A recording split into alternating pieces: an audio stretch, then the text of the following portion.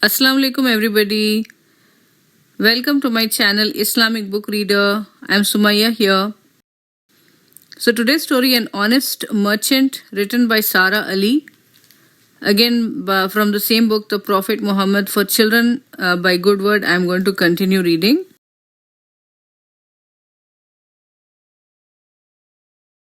It was the summer holidays and the Hussein family was visiting their uncle in Toronto, Canada. Summer was a wonderful time to visit, with flowers and glorious maple trees everywhere. Thank you for inviting us, dear brother. Mom smiled at Uncle Ridwan. It's my pleasure. With that, Uncle Ridwan picked Ali up and twirled him around in the air. They were interrupted by a loud voice rumbling across the street. Lemonade! Lemonade! Only 50 cents a glass. Lemonade! Lemonade sounds good. Shall we get a glass each? Uncle said, handing them the money. The kids rushed outside to a large lemonade stand. 2 girls and a boy were selling the lemonade.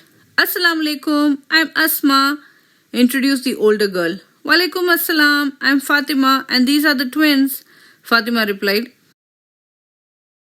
Aisha and Hamza, the twins said together, laughing. I'm Ali, Ali exclaimed. Welcome, I'm Noor. The younger girl smiled. Would you like to buy lemonade? 6 glasses, please, the twins said simultaneously. Noor laughed. Cool. The little boy Rashid approached the group shyly and took the money. The children left happily with lemonade that was extra delicious in the warm afternoon. Later that day, the children approached Mom. Mom, can we please go to Marine Land? It's an amazing water park where you can see killer whales and sea lions. There is even a dolphin show where the dolphins perform, Aisha added excitedly. There are many amusement park rides to go on too. We can save enough money for our tickets by selling things, Hamza continued enthusiastically. I saw some old toys in the attic that Uncle Ridwan intended to throw out. He has allowed us to use them, Fatima explained. Can we please go as soon as we have saved enough money? Ali asked. Mom smiled. That's an excellent idea. However, this will have to be your project, without any help from adults. The kids agreed and went straight to work. After a laborious week, it was time for the stall to be opened. Everyone tried their hardest to make the toys look better than they really were by wrapping the toys in colorful boxes with false labels. The first customer was Mrs. Alam, their neighbor.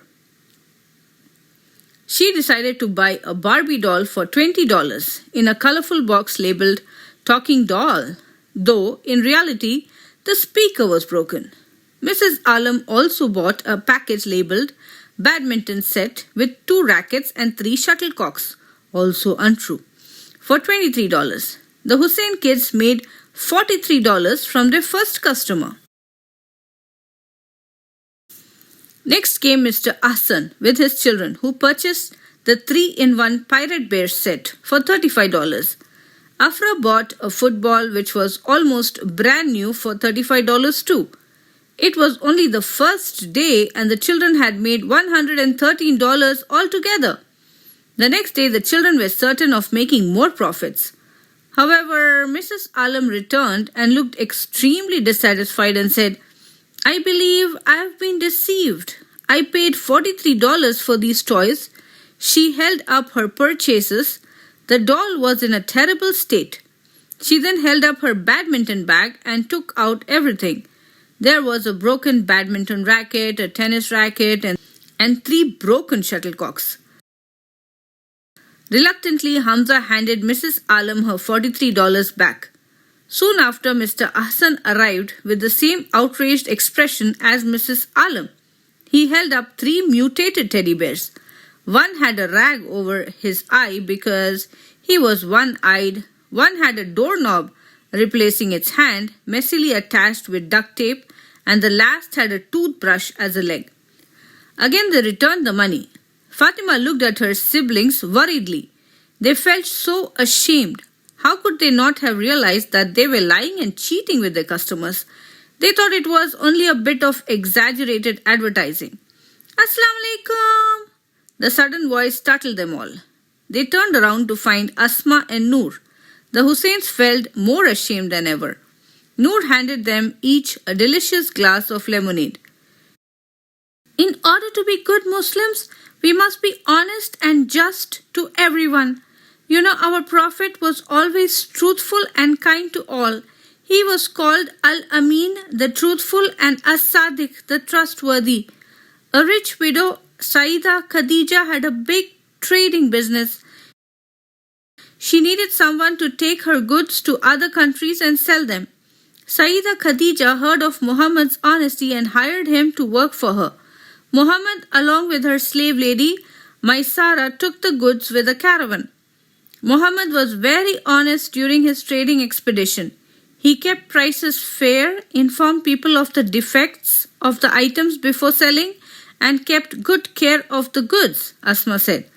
Noor continued. Maisara informed the honesty of Muhammad to Khadija, who was so impressed that she proposed Muhammad to marry her. He accepted, and together they lived a happy life. We should follow our Prophet's example and be fair in advertising our products.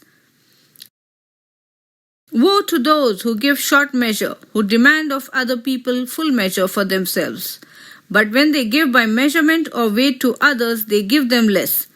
Do such people not realize that they will be raised up on a fateful day? Surah 83, verse 1 to 4. These verses refer to the people that buy goods and then sell them for much higher prices. We all will be questioned for our deeds, without exception. What can we do now? Ali asked, puzzled. Noor and Asma smiled. You can start by removing all those boxes so people can actually see what they are buying. You can also separate toys into groups of quality like most used to least used, Noor suggested.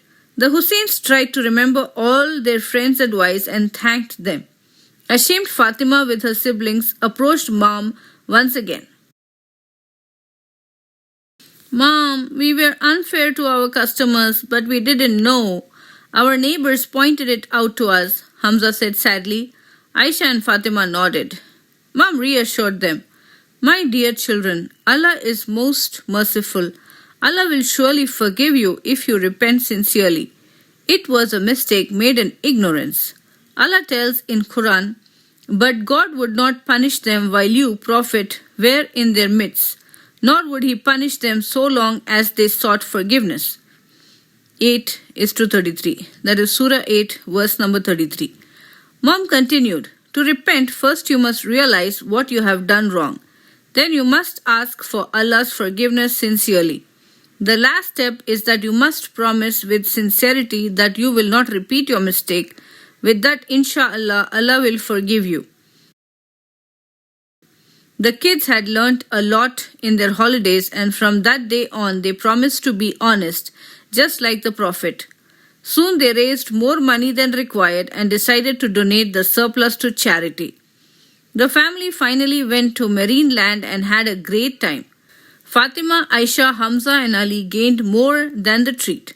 Knowledge about their beautiful religion, Islam, in a fun and interesting way.